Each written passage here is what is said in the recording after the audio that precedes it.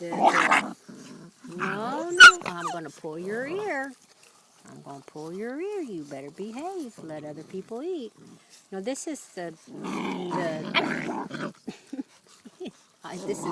this is Green Boy that's being so ugly. Come here. All I'm doing is picking him up by his skin. That's a beautiful puppy. Anyway, my point is here, what you're seeing displayed as a puppy, when these get to be 100 and 120 pound dogs, they still have this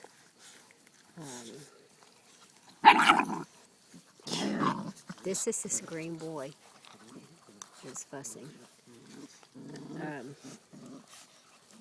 They still have this behavior.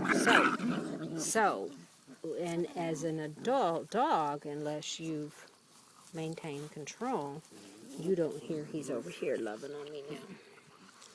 That's a good boy. If you don't maintain control, you're going to have an adult dog that could hurt a human. So.